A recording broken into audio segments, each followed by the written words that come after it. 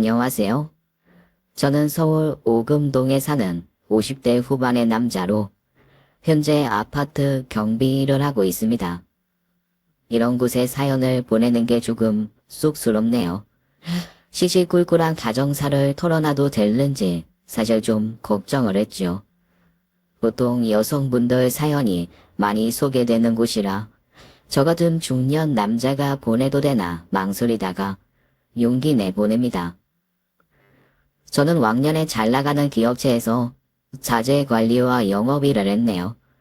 통상 자재관리와 영업은 팀을 나누어 다른 인원이 배치되는 게 원칙인데 분명 하는 일이 다른데 어쩌다 자재관리와 영업을 동시에 하게 됐는지 모르겠지만 저는 두 부서의 일을 병행하고 있었습니다. 자재 관리를 하다 보면 납품처 관리도 하게 되고 납품처 관리를 하면서 영업까지 이어지는 경우가 잦다 보니까 그렇게 된 건지 정확한 이유는 알 수 없지만요. 제가 다닌 곳은 주로 건설 현장에 사용되는 자재를 생산하는 회사였습니다. 철근, 골재부터 석고, 합판, 각재, 시멘트, 모래 등 설비, 토목, 건축을 아우르는 전방위 건설 원자재 생산 업체로서 대학을 졸업하고 들어간 저의 첫 직장이었습니다. 지금은 비록 변두리 동네 허름한 아파트 경비지만 말이에요. 그렇다고 해서 제가 지금 하는 일을 하찮게 여긴다거나 경비직을 별 볼 일 없는 직업으로 생각하는 건 절대 아닙니다. 저는 그 당시 자재 관리로 받는 고정 월급과 영업집을 경한 인센티브를 덤으로 챙길 수 있어서 매달 쏠쏠하게 벌어오는 편이었어요. 그래도 마누라쟁이는 늘 돈벌이가 시원치 않다고 잔소리를 해댔지만 말이죠. 우리 부부의 수입 중 가장 큰 지출은 단연 딸아이의 교육비였습니다. 대한민국 어느 가정이나 그때나 지금이나 아이들 사교육비는 헉소리 날 만큼 부담일 거예요. 요즘 같은 무한 경쟁 시대에 남들만큼 시키자면 빚을 내 무리를 해야 하고 그렇다고 안 시키자니 공부도 때가 있는 건데 한창 공부할 나이에 부모가 돼서 뒷바라지 못해주면 그것 또한 두고두고 후회가 될 것이고 특히 제 경우는 우리 딸애가 공부 욕심이 워낙에 많은 편이라 뒷바라지가 더 힘들었던 케이스네요. 딸애는 초등학교 때부터 줄곧 1등을 도맡았고 시험 성적이 조금이라도 떨어지면 밤을 새고 어쩌다 1등을 빼앗기면 울고불고 난리를 치고 한마디로 공부에 가난한 양보도 타협도 없는 그런 아이였지요. 아이가 저러니 부모가 돼서 보조를 맞춰줄 수밖에 없더군요. 자식이 많은 것도 아니고 달랑 하나뿐이니 더 그랬습니다. 딸아이가 고3이 되자 저희 부부는 바짝 긴장했어요. 이제부터는 전쟁이다. 이제부터 1년을 어떻게 보내느냐에 따라서 아이도 우리도 1년 후가 천국이 될지 지옥이 될지 결정된다. 우리 가족은 1년을 한마음 한뜻으로 달리기로 결의했죠. 딸아이는 목숨 걸고 공부하고 아빠 엄마는 목숨 걸고 뒷바라지 하는 걸로요. 근데 딸아이가 불쑥 말을 꺼내더군요. 아빠, 나 학원 보내줘. 지금도 다니잖아. 국영수 다니면 됐지. 뭘 더. 국영수야 기본이고 그것만 하면 안 된단 말이야. 과탐하고 사탐. 학원 가야 한다니까. 지금도 아빠가 너 학원비 대느라 허리가 휘어요. 한두 푼도 아니고 뭔 놈의 학원을 5군데를 다녀. 그냥 혼자 해. 딴 애들은 다 다니는데. 제발 아빠 국영수 점수 올리면 뭐 하냐고. 과탐사탐해서 까먹는데. 내신 관리를 누가 그렇게 해? 평균 점수가 얼마나 중요한데. 나 공부하지 말까? 아유 누가 공부하지 말래. 형편껏 하라는 거지. 솔직히 지금도 우리 형편으로 과하지. 아빠 월급이 얼만데 대치동 학원이냐. 지금도 엄청 과한 거야 우리. 무슨 아빠들 이러냐? 그냥 국영수만 가고 나머지 교육방송으로 해. 몰라. 나 대학 못 가면 다 아빠 책임이야. 딸아이가 화가 많이 난 모양이에요. 학원 보내줄 때까지 말 안 할 거라며 예주애가 아빠 엄마하고 말 한마디를 안 섞더군요. 세상에 자식 이기는 부모 있나요? 저는 별 수 없이 20년 지기 친구 놈을 불러내 소주 한 잔 걸치면서 고민을 털어놨습니다. 중학교, 고등학교를 같이 다니고 쌍둥이처럼 붙어 다녔던 불알 친구였죠. 저보다 먼저 결혼한 친구는 아들을 서울대 보내고 군대까지 보냈으니 내심 부럽더군요. 우리 이슈가 학원을 3군데나 다니는데 더 보내달래요. 아, 요즘 그것 때문에 집안에 조용할 날이 없다. 보내줘. 공부 안 하는 게 문제이지 지가 그렇게 열심히 하겠다는데. 마음이야 그러고 싶지. 근데 돈이 문제지. 우리 희수가 네 아들 대학 후배만 돼도 소원이 없겠다. 희수 성적이면 가능하지. 갈 수 있잖아 그 성적이면. 올 1년 어떻게 하느냐에 달렸지.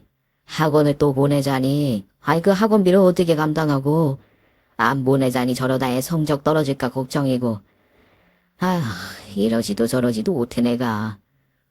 하긴 요즘 사교육비 장난 아니지. 우리 애는 학원 대신 과외로 승부 본 케이스야. 과외? 그렇네. 우리 희수도 과외 시키면 되겠네. 국영수야 어차피 다니는 학원이 있으니까 다른 과목은 과외로 돌리면 그럼 좀 부담을 덜지 아무래도. 뭔 소리야. 과외도 만만찮아요. 학원비만큼 들 거 요즘. 나야 그때 우리 애 과외 선생님이 한 달이 건너 아는 사이라 사정 받아서 싸게 받았지만 내 군대 동기 조카였거든 그 과외 선생이. 네 아들 가르쳤던 그 과외 선생 지금 뭐하냐?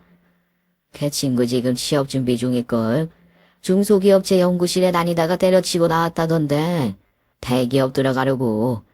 중소기업을 실험 모양이더라고. 아무래도 서울대 출신이니까. 그 친구 좀 연결해주라. 네 아들 서울대 보냈으면 우리 애도 보낼 거 아냐. 네가 말을 좀 잘해줘서 과외비도 좀 세이브 시켜주고 그 친구가 우리 희수만 맡아주면 내가 줄 10번 살게. 아니 20번. 제가 사정사정하며 거듭 부탁했더니 친구놈이 중간에서 말을 잘해준 덕분에 저는 비교적 저렴한 돈으로 과외 선생을 드릴 수 있었고 그 친구는 바로 과외하러 저희 집에 왔습니다. 딸아이도 처음엔 학원 대신 과외라니까 싫다고 난리를 치다가 과외 선생이 서울대 출신이라니까 좋아라 하더군요. 얘기 많이 들었습니다.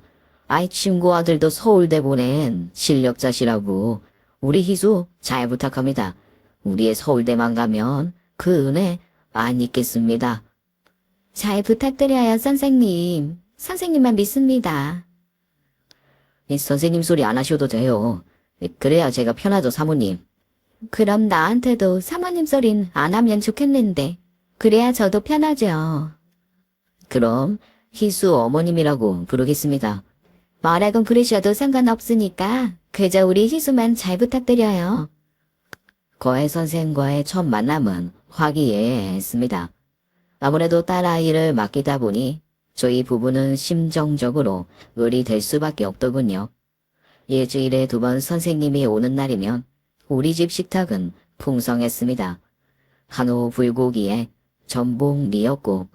제가 가끔 생각나서 해달라고 하면 대충 라면이나 끓여 먹지 성가시게 군다며 면박을 줬던 잡채까지 한 상 떡 벌어지게 차려내더군요. 과외비도 남들보다 적게 받는데 그 정도는 대접해야 한다고 생각했거든요. 딸아이는 과외 선생이 리드하는 대로 잘 따라갔습니다. 전교 1등이야 늘 하던 거고 이젠 전국권에서도 성적이 눈에 띄게 오르더군요. 과외 선생이 동기부여를 위해 자기 모교인 서울대에 딸애를 데리고 가자 딸아이는 흥분했었지요. 무슨 일이 있어도 서울대에 가겠다며 의지를 다지고 입만 열면 과외쌤이 어쩌고 저쩌고. 과외 선생이 가르칠 땐 엄한 호랑이 선생이지만 사적인 자리에선 다정한 오빠처럼 군이 딸아이가 빠져들밖에요. 생긴 것도 남자답고 키도 크고 몸도 좋고 성격도 좋다 보니 딸애가 그 친구를 이성으로 생각하는 것 같았죠. 그중 회사에서 적지 않은 인센티브를 걸고 지방 근무 희망자를 모집했습니다. 청주 지점에 내려가 1년간 근무할 직원한테 매달 월급 외에 상여금이 지급된다는 말에 저는 바로 지원했죠. 이제 과외비까지 대야 하니 망설일 이유가 없더군요. 서울집은 내가 없어도 별 문제 없으려니 했습니다. 딸애도 아래서 공부 잘하고 마누라야 딸아이 뒷바라지에 정신없으니 제가 있으나 없으나 큰 차이 없을 테고 말입니다.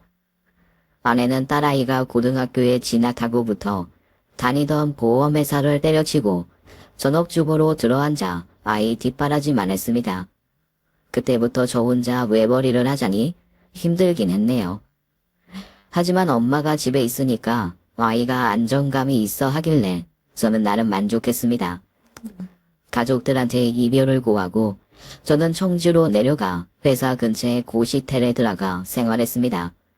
청주 지역 건설 현장을 돌며 자재 납품, 거래처 관리, 신규 거래처 확보 등 몸이 부서지라 일하면서 하루 평균 5만 보를 걸을 때도 있었으니 참 무지막지하게 앞만 보고 달렸네요. 운동화 한 켤레 사면 얼마 신지도 못했으니까요.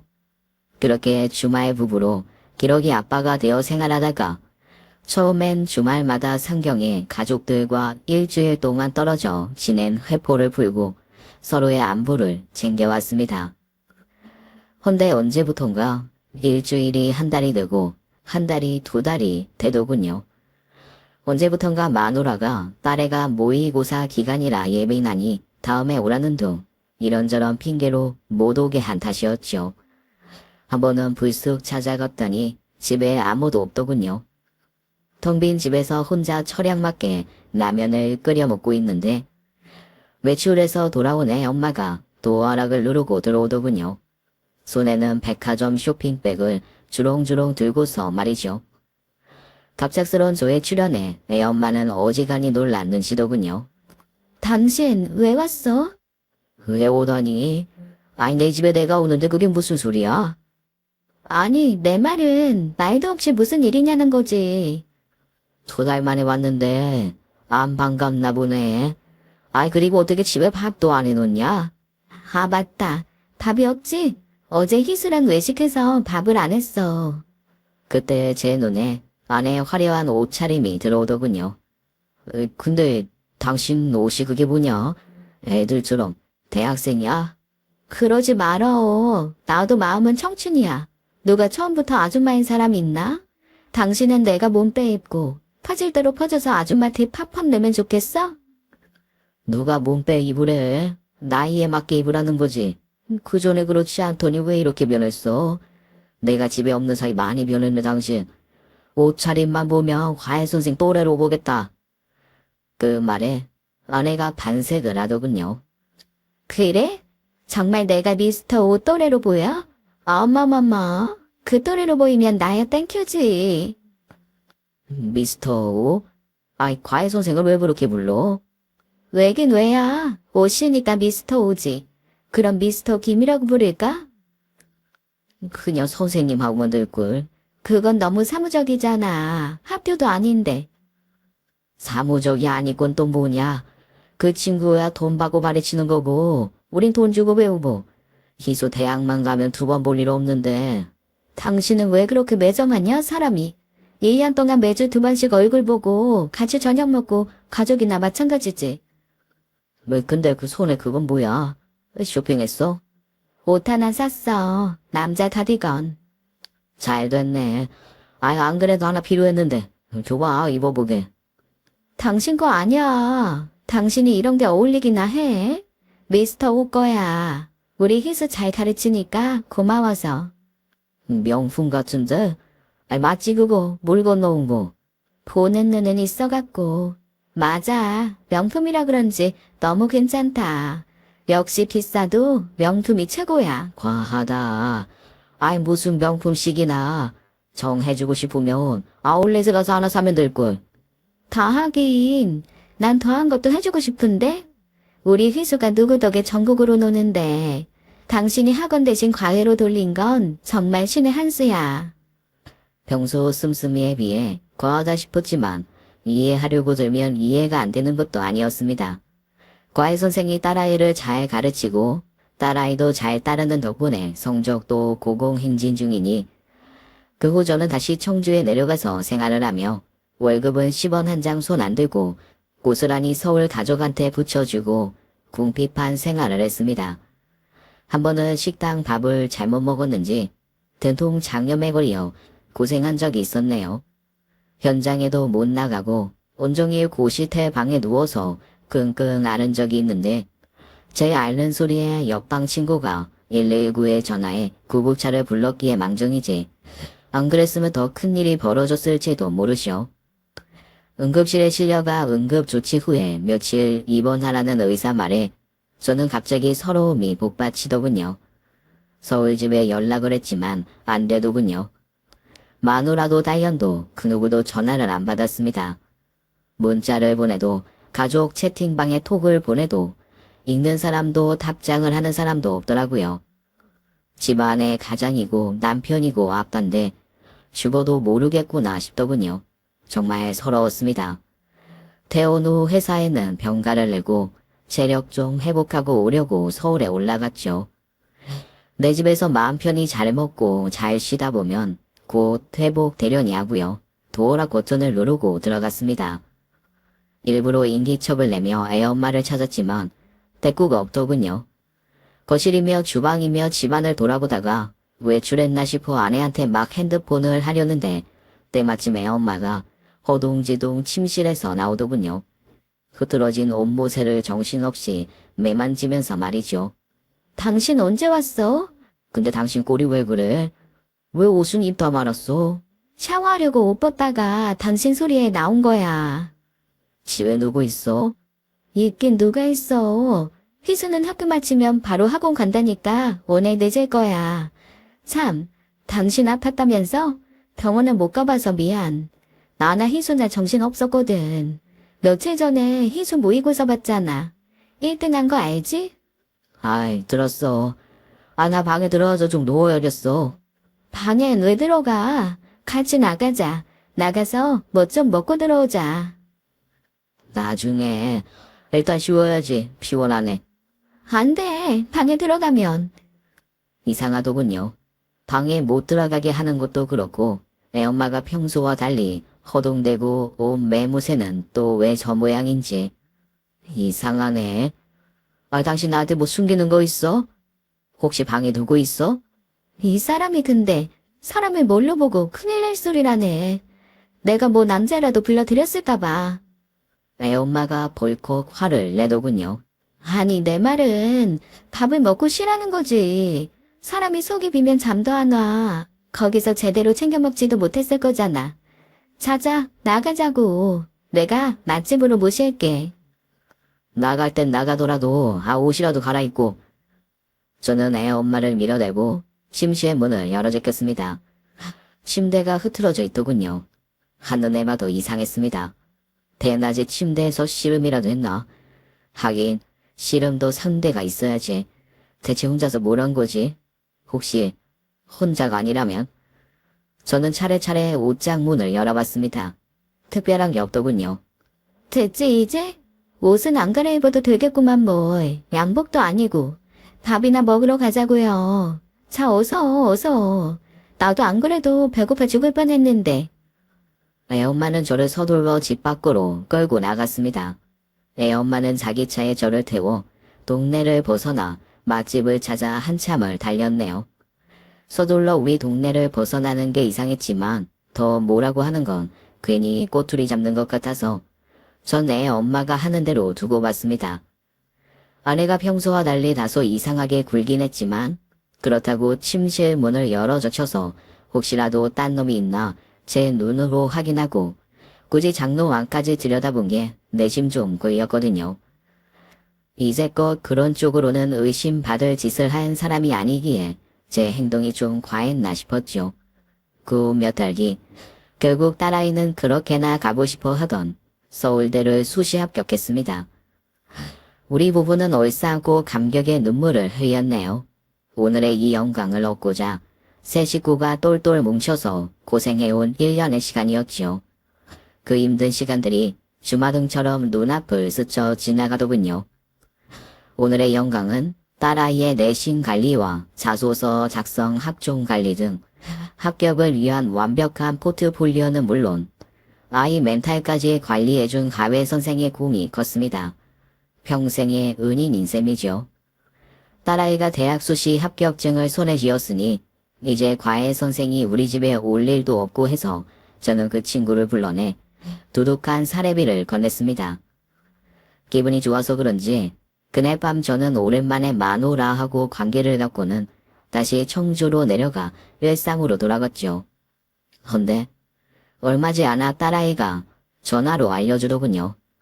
엄마가 임신했다고. 이게 무슨 소린가 싶더군요. 그 나이에 임신이라니. 아니 임신이 가능하기나 한 건가? 남편인 내가 여기 있는데 우리가 떨어져 지낸 시간이 얼만데 그때 문득 떠오른 게 있더군요. 딸아이의 대학 합격 소식을 들은 그날 밤 피임도 안 하고 관계를 가졌던 게 그렇다고 그 한 방에 임신이라 내가 그렇게 정력이 좋은가? 이 나이에? 하하, 헛웃음이 나더군요. 애 엄마한테 확인 전화를 했더니 임신이 맞더군요. 이미 병원에서 확인했다면서요. 생각지도 못한 늦둥이 소식에 우리 부부는 어리둥절했지만 그것도 잠깐 기쁜 마음이 더 컸습니다. 이제 곧 대학생이 될 딸아이는 이왕 낳아줄 거면 진작 낳아주지. 동생하고 20살 차이가 뭐냐고 툴툴 대면서도 좋아했습니다. 그렇게 별탈 없는 일상 속에서 딸아이는 어느새 대학 새내기가 되어 이제 막 성인이 된 기쁨을 누리며 남자친구를 사귀겠노라 아빠 엄마한테 공표를 하더군요. 학업에 지장만 없게 너무 연애에만 빠지지 말고 얼마든지 사귀라고 했지요. 헌데 얼마 안 가서 딸애가 엉엉 울면서 전화를 했더군요. 좋아하는 남자한테 고백을 했다 차였다면서 사귀자고 했더니 단칼에 싫다면서 2번 다시 연락도 하지 말고 찾아오지도 말라고 했다나 뭐라나. 이런 나쁜 놈을 봤나. 대체 얼마나 잘난 놈이길래 우리 딸을 마다해. 서울대생의 얼굴도 그만하면 귀염상이고 얼마나 밝고 착한 아인데 대체 어떤 놈이냐고. 아빠가 당장 서울에 올라가서 그놈 가만 안 두겠다고 하자 딸애가 울먹이면서 그러더군요. 그 남자는 다름 아닌 과외 선생이라고. 딸아이가 제 딴에는 처음부터 호감을 갖고 있었는데 일단 입시가 중요하니 대학에 붙고 보자 해서 좋아하는 마음을 애써 눌렀던 모양이더군요. 이제 원하는 대학에 들어갔으니 마음을 고백했지만 그 자리에서 거절당한 거죠. 저는 주말에 서울로 올라가 과외 선생을 불러냈습니다. 그 친구는 저와의 만남을 몹시 불편해하더군요. 희수한테 얘기 들었어요. 선생님이 우리의 고백 거절했다고. 죄송합니다. 아니 죄송할 일은 아니고 누가 사과 듣자고 이러나 그냥 선생님 마음을 확실히 알고 싶어서 만나자고 한 거예요. 정말 우리 희수하고 만나볼 생각 없는 건가 해서.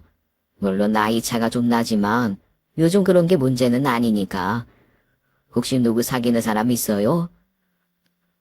결혼을 전제로 교제하는 여자친구가 있습니다. 그랬구나. 하긴 그럴 나이지. 결혼은 언제 할 건데? 곧이요. 날 잡으면 청첩장이나 하나 보내줘요. 내가 신세진 것도 있는데 결혼 선물 하나 해야지. 그렇게 과외 선생을 만나고 돌아온 날 딸아이는 짝사랑해온 남자가 여자친구가 있다는 소식에 엉엉 울더군요.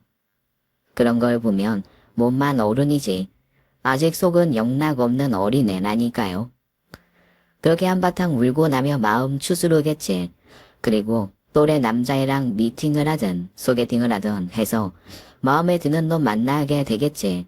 저는 그렇게 생각하고 상황을 심각하게 받아들이지 않았죠. 오히려 심각해하는 건 애 엄마였습니다. 만삭의 몸으로 다음 날이면 출산할 여자가 과외 선생님한테 여자가 있다는 소리에 그 여자랑 결혼할 거라는 소리에 사색이 되더니 벌벌 떨더군요.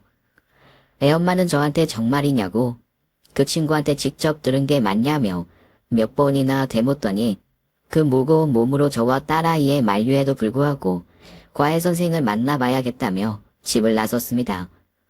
딸애가 마음이 다친 건 안 된 일이지만 뭘 그렇게까지. 애엄마가 오버한다 싶었지요.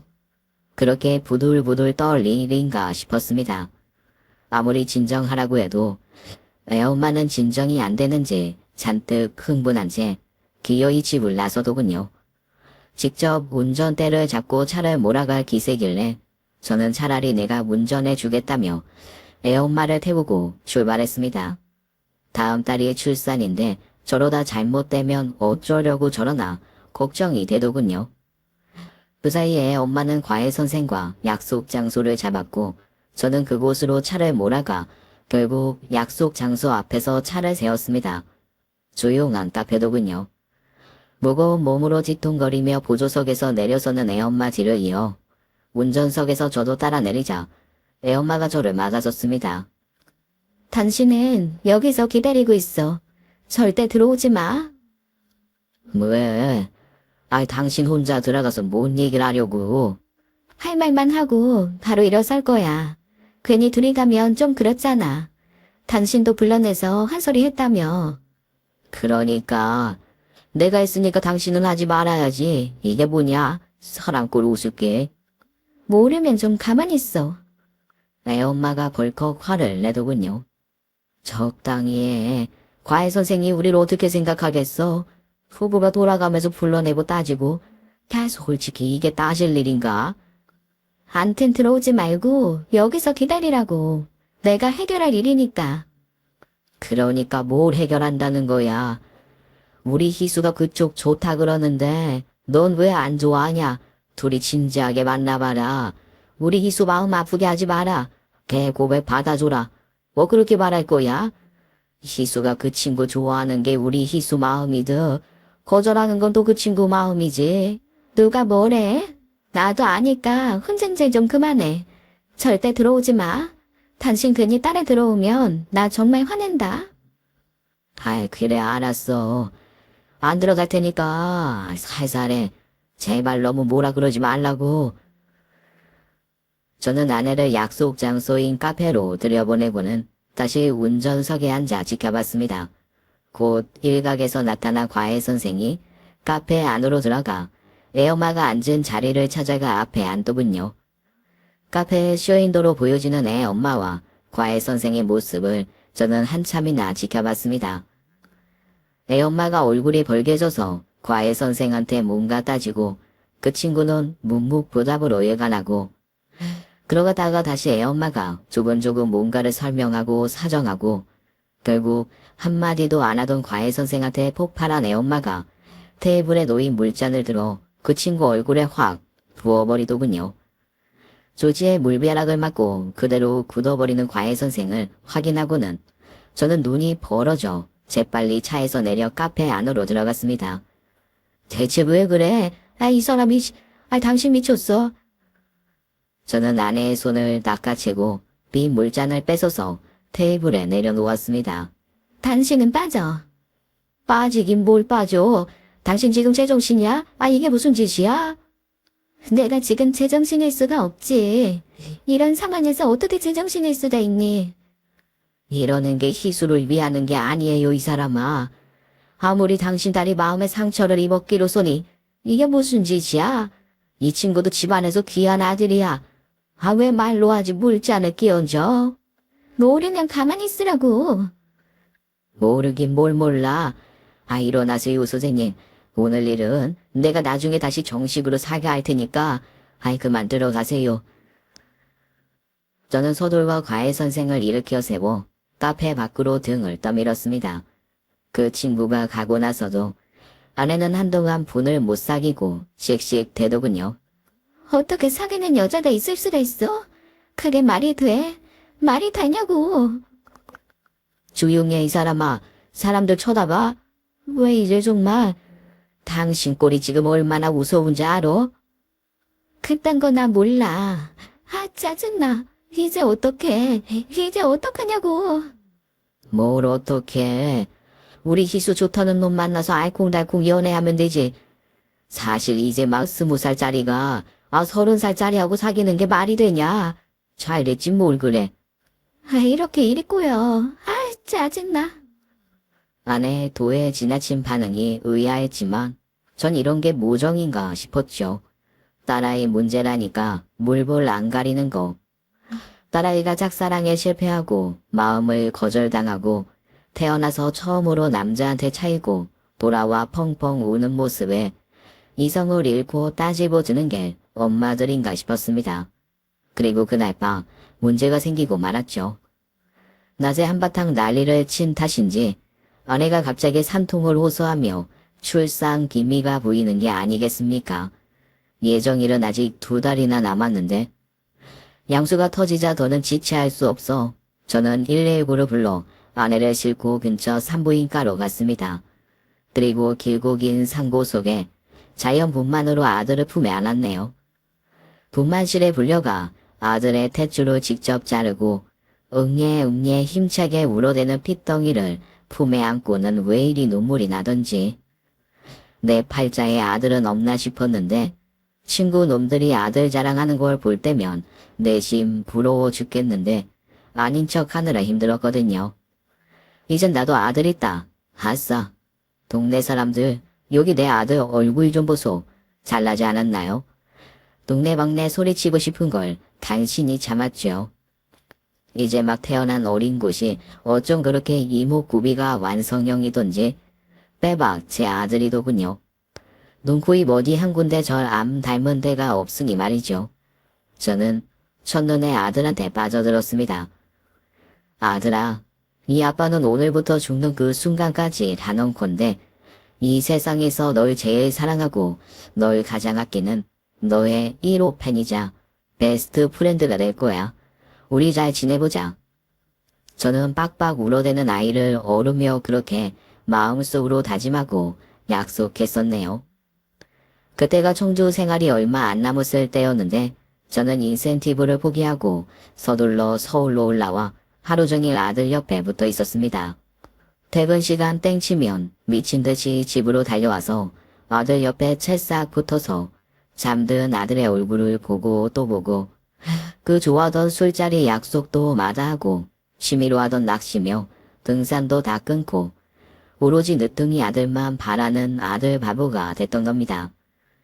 아들은 출산 예정일보다 한참 일찍 나온 게 걱정이었는데 조사나 치곤 아들은 체중도 10달 꽉 채운 아이 같았고 다른 건강상 문제가 전혀 없더군요. 애 엄마가 아들 이름을 강현석으로 짓자고 했습니다.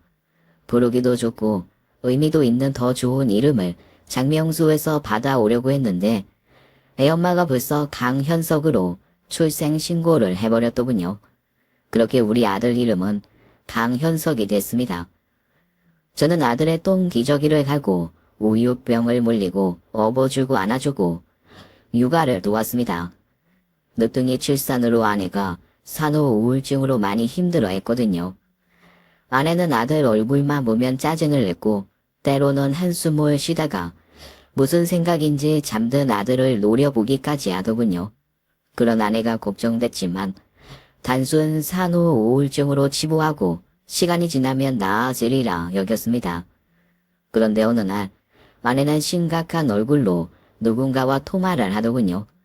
그리고는 급히 만날 사람이 있다며 외출 준비를 하더군요. 말리고 싶었습니다. 출산한 지 얼마나 됐다고 게다가 출산 후유증으로 힘들어하면서 무슨 외출식이나. 헌데 아내는 말을 안 듣고 죽어도 나가야겠다고 고집을 피우더군요. 아이 대체 누굴 만나려고 그래.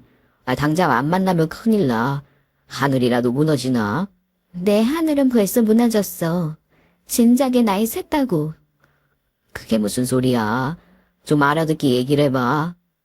몰라. 그런 게 있으니까 나 말릴 생각하지 마. 결국 애 엄마는 집을 나섰습니다. 저는 애 엄마의 무리한 외출이 마음에 걸려 산후 도우미 이모님께 아이를 맡겨두고 아내 뒤를 쫓았네요. 아내는 정신없이 차를 몰아갔습니다. 저러다가 사고 나지 싶더군요. 저는 급하게 택시를 불러 세워 애 엄마 차를 뒤쫓았습니다.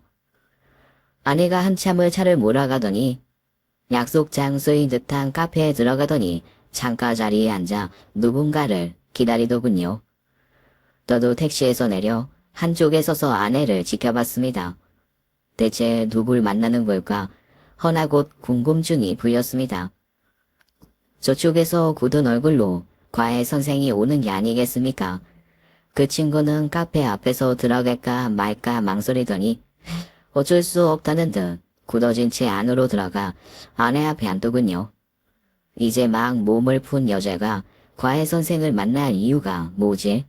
설마 아직도 저 친구가 딸아이 고백을 거절했다고 저러는 건 아니겠지? 그게 언제적 일인데 아직까지 그 일로 저런다는 건 말이 안 되지. 딸아이는 과외 선생한테 차이고는 한바탕 울고는 언제 그랬냐는 듯 쿨하게 감정 정리를 끝냈었거든요.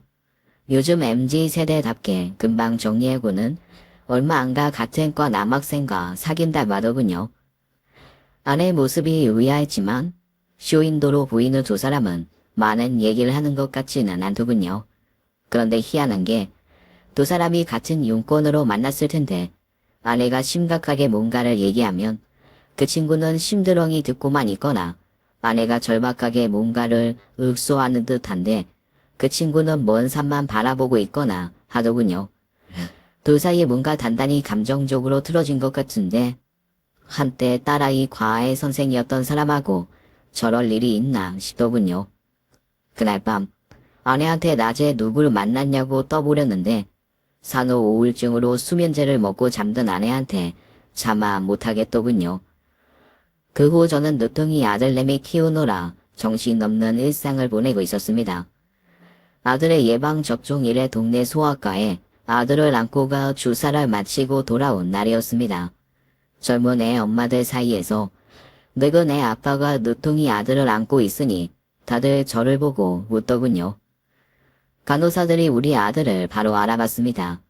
동네에 하나뿐인 소아과니 애 엄마가 그 병원 단골이 모양이었죠. 우리 현석이 왔어?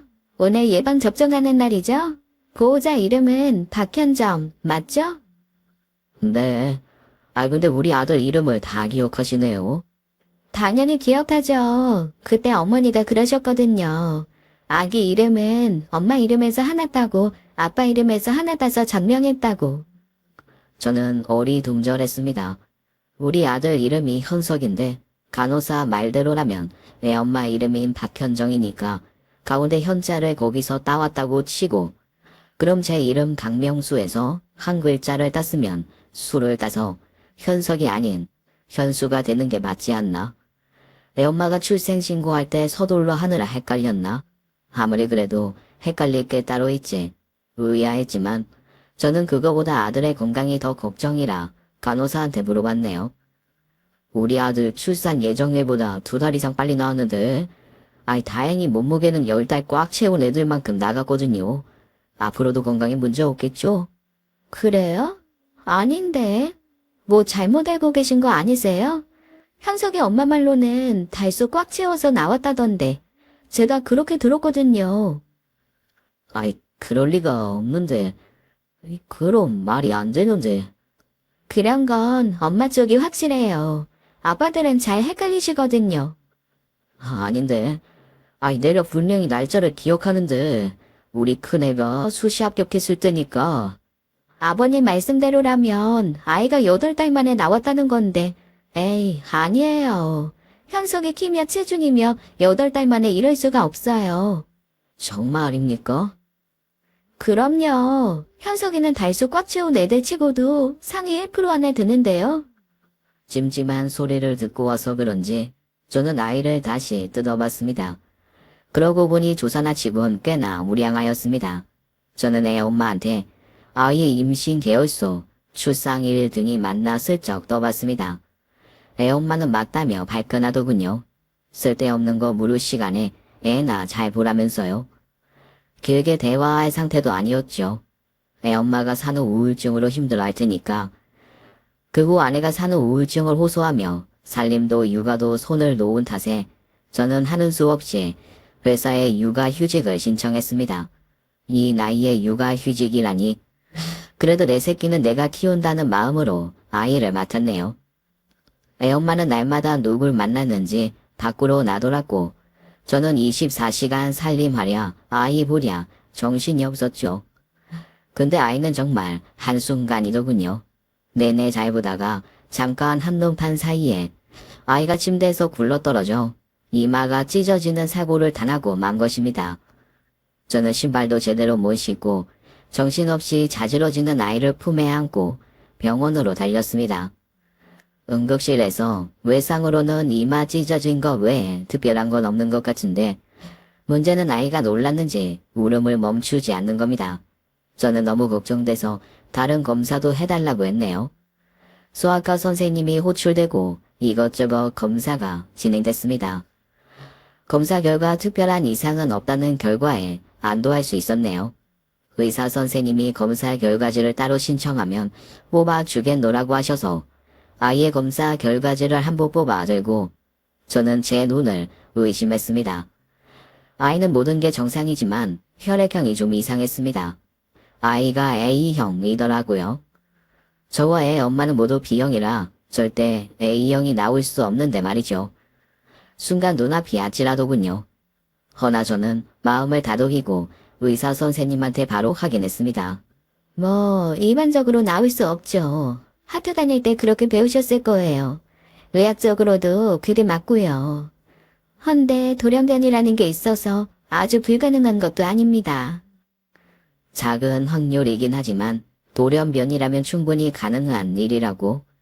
이런 젠장, 왜 굳이 작은 확률을 따져야 하지? 큰 확률은 어쩌고.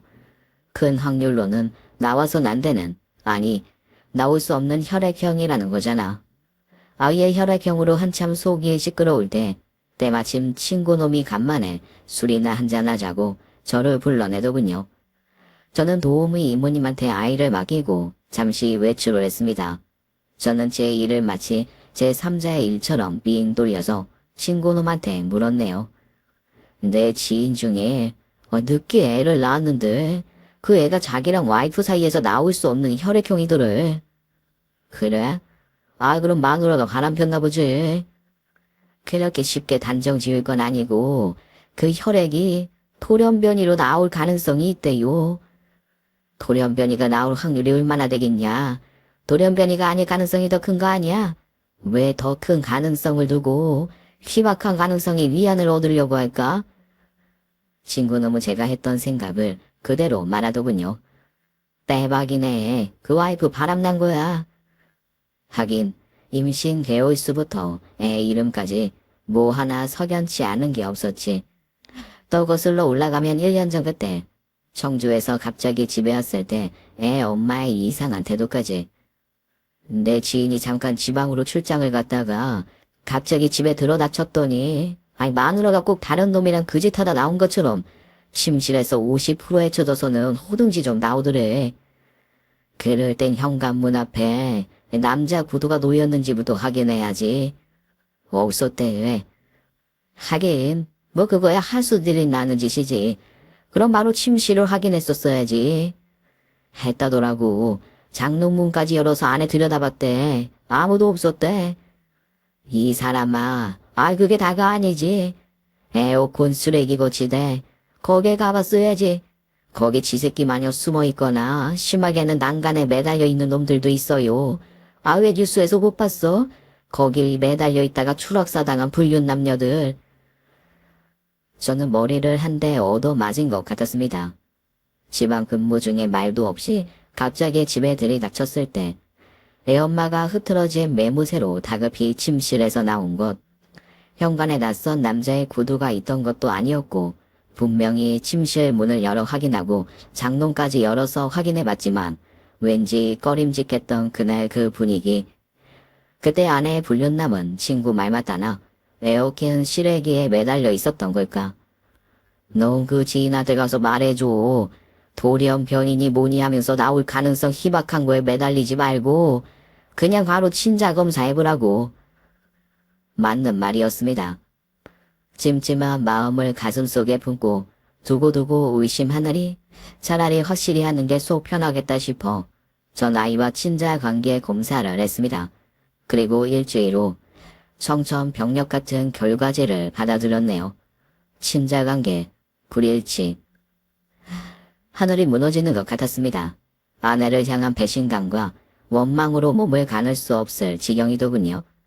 그러고 보니 노뚱이 아들은 뜯어물수록 저를 닮은 구석이 한 군데도 없더군요. 대체 이 아이의 친부는 누굴까? 같이 놀아난 그 씹어 먹어도 시원찮을 놈이 대체 누굴까? 그러고 보니 문득 떠오르는 사람이 하나 있었습니다. 애 엄마가 출산 후 회복도 덜 된 몸으로 가족들 모르게 은밀히 만났던 그놈. 저는 과외 선생을 불러냈습니다. 놈은 갑작스런 호출에 어리둥절 나와 앉더군요. 갑자기 불러내서 미안해요. 아닙니다. 안 그래도 외출 중이라 바로 올 수 있었네요. 외출 중에 불러냈구나. 무슨 일로? 혹시 누구 만나고 있던 중에 호출한 건가? 그럼 내가 너무 미안한데? 아닙니다. 그런 거. 사실은 청첩장을 찾아오는 길이었어요. 저 날 잡았거든요. 오늘 청첩장 나오는 날이라 그거 받아오는 중이었습니다. 드디어 날 잡으셨구나. 축하해요. 나도 한 장 줘야지. 내가 축하 안 해주면 누가 축하해주나. 선생님 우리 집의 은인인데. 줘봐요 청첩장. 나도 참석해서 축하하게. 놈은 결혼식에 참석하겠다는 제 말에 영 내켜하지 않는 얼굴이더군요. 청첩장을 선뜻 주지 않고 미적거리는 걸 재차 재촉했네요. 한 장 달래도 우리 희수 대학 보내고 우리 마누라 기쁘게 해준 1등 공신인데 내가 가서 축하해줘야지. 그러자 마지못해 청첩장 한 장을 건네더군요. 한국 호텔. 우와, 시도 좋은 데서 하는구나. 여기 가격 장난 아닌데 신부감이 좀 사는 집인가 보네요.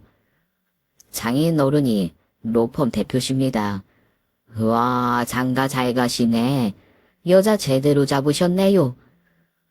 저는 청첩장을 보다가 신랑 이름 오민석에서 어떤 예감이 왔습니다. 늦둥이 아들놈 이름에도 석자가 들어가는 건 우연이 아닐 테죠. 그런데 선생님 이름에서 그 석자 말인데 한자로 뭘 쓰시나? 나 되게 궁금한데. 아이, 갑자기 그건 왜? 그냥 궁금해서 선생님처럼 훌륭한 사람은 이름부터 다르겠구나 싶어서. 이 서울대 보난제다가 2명이나 되잖아. 그게 쉬운 일인가? 한자로 풀석자를 씁니다. 이름을 잘 안 쓰는 한자인데 할아버지가 고집하셔서요. 막연한 의구심이 확신으로 바뀌는 순간이었습니다. 늦둥이 출생신고할 때 아내는 저와는 상의도 없이 아들 이름을 현석이라고 올렸거든요. 현은 자기 이름에서 빛날 현자를 따오고 석은 풀석자를 써서 현석이라고 하면서, 그리고 소아과 간호사는 분명히 애 엄마가 자기 이름과 애 아빠 이름에서 한 글자씩 따서 아이 이름을 장명했노라라고 했었죠. 이제야 모든 게 확실해졌네요. 너였구나. 그래. 마누라가 널 따로 만날 때부터 이상했어. 내가 지방에 내려가 있을 때 갑자기 집에 들이닥친 날, 그때 어디 숨었었냐? 너는 베란다 에어컨 실외기 거치대에 매달려 있었냐? 마음속에 놈을 향한 원망과 분노가 치밀어 오르더군요. 허나전 모든 걸 누르고 아직은 때가 아니다 싶어 흥신소 직원을 고용해 아내 뒤를 미행하기 시작했습니다. 내 엄마가 어디 가서 누굴 만나고 어떤 얘기를 하는지 모든 걸 증거로 남겨오라고.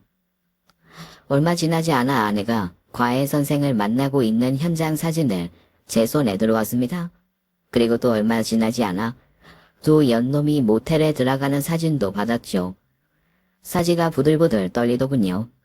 두 연놈을 어떻게 잡아 족쳐야 하나 궁리 끝에 저는 더 확실한 물증을 잡기 위해 흥신소 직원한테 그놈의 머리카락이나 칫솔이나 면도기나 뭐가 됐든 친자 확인이 가능한 걸 갖고 오라고 했습니다. 친자 확인만 가능하면 도둑한 사례비를 약속했죠. 요즘 세상에 돈이면 안 되는 게 없더군요. 며칠 후 민석이의 머리카락이 제 손에 들어왔고 저는 그걸로 아들과 그놈과의 친자 확인을 했습니다. 결과는 친자 관계 일치. 이미 어느 정도 예상한 일이고 충분히 짐작한 결과였는데 그래도 충격이더군요.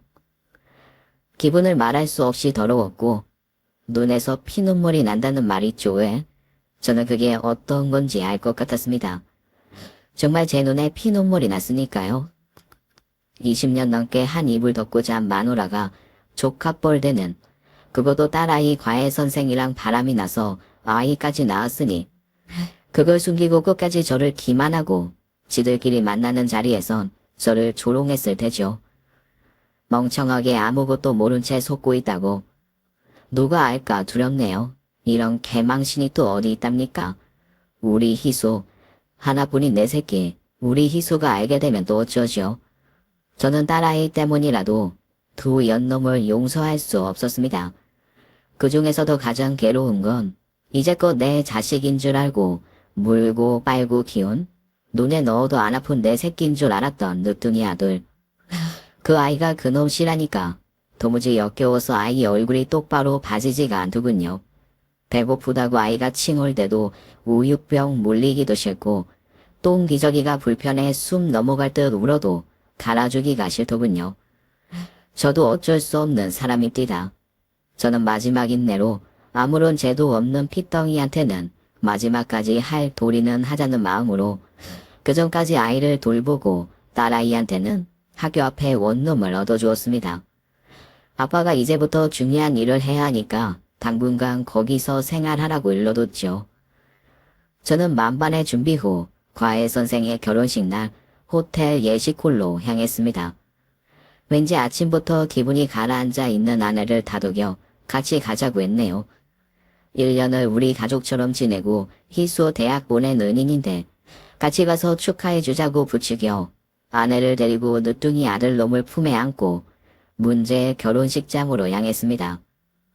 사돈 집이 빵빵하다더니 돈 처바른 5성급 호텔 예식홀은 으리번쩍했고 사돈집 하객들도 엄청나게 많더군요. 예식이 시작되고 신랑 신부를 소개하는 순서에 앞에 설치된 대형 스크린에는 신랑과 신부의 과거 사진이 빔 프로젝트에 쏘여져 보였습니다. 그들의 성장 과정과 만남까지의 러브 스토리가 잔잔한 배경 음악을 깔고 진행자의 나레이션으로 소개되는 시간이었죠. 그때 저는 하객으로 위장해 있는 흥신소 직원한테 눈짓을 보냈습니다. 다음 순간 대형 스크린에는 아내와 신랑인 과외 선생이 은밀히 만나고 있는 사진, 모텔에 들어가는 사진, 그리고 늦둥이 아들과 그놈과의 친자 확인 감정서가 떴습니다. 지금 화면으로 보시는 건 신랑 오민석과 제 아내 박현정의 불륜 사진이고 그 옆에는 그 둘 사이에 태어난 아이의 친자 감정서입니다. 참고로 오민석은 지난 1년간 고3인 제 딸아이의 과외 선생으로 입시 지도를 해주느라 저희 집에 들락였고요. 아마 두 사람이 그때 놀아난 모양입니다. 애도 그때 만들었고 우리 딸 가르치랴 애 엄마하고 배꼽 맞추랴 많이 바빴을 겁니다 신랑이. 그런데도 시간을 내서 또 다른 여자랑 연애를 하고 결혼까지 하니 그 성실함에 박수를 보냅니다. 모두가 경악하는 그때 저는 퍽퍽 걸어 나가서 그놈 품에 아들을 넘겨줬습니다. 결혼 축하한다. 이거 내 결혼 선물. 받아라. 네 아들이다. 새 신부가 충격으로 그 자리에서 쓰러지더군요. 저는 파랗게 질린 신랑과 수군거리는 하객들을 응시하며 마지막 울분을 터뜨렸습니다. 저는 지난 1년간 힘들고 고된 지방 외근직을 자청했습니다. 한 푼이라도 더 벌어서 내 마누라, 내 자식 조금이라도 편하게 살게 하려고 기꺼이 희생하고 헌신했습니다. 헌데 돌아오는 건 배신과 상처뿐이네요. 뻐꾸기처럼 남의 둥지에 알을 낳고 가는 신랑 오민서, 그리고 남편의 희생을 우습게 여기고 다른 놈과 놀아난 제 아내 박현정, 말 그대로 환상의 커플이죠. 끝까지 저를 기만하고 예비 신부를 기만한 패급 쓰레기면서요. 죄 없는 신부님이 받을 충격과 고통은 가히 짐작되지만 오늘 이 자리에서 오민석과 박현정의 실체를 밝혀야 했기에 이렇게 나서게 된 겁니다. 저는 말을 끝내고는 다시 퍽퍽 걸어들어와 충격으로 바들바들 떠는 아내의 뺨을 매섭게 후려쳤습니다. 이혼 서류 처가로 보낼 거니까 가 있어. 그 후로 전 아내와 이혼을 했고 그놈한테 상감난 소송으로 배상을 받아냈습니다. 그놈은 결혼 파토나고 예비 장인한테 사기 결혼으로 고소당했다고 하네요. 로펌 대표 변호사니 오죽 잘 알아서 했을까 싶네요.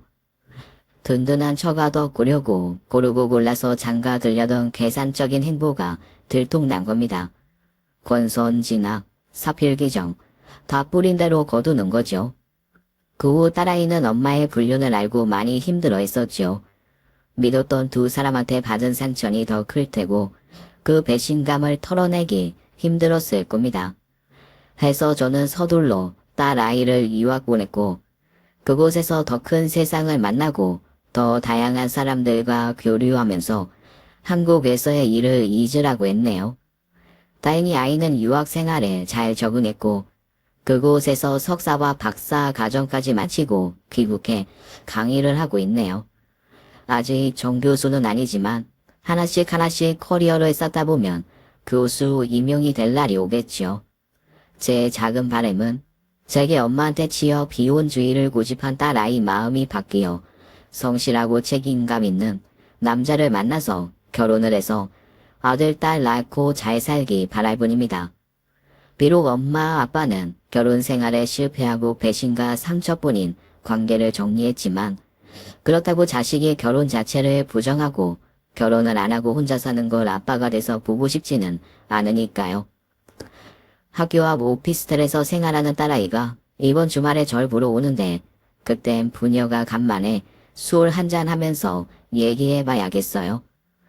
아빠 엄마 결혼 생활이 전부는 아니니 다른 부부들처럼 한 사람만 바라보고 끝까지 행복하게 살 수 있는 거니까 결혼에 너무 반감을 갖지 말라고.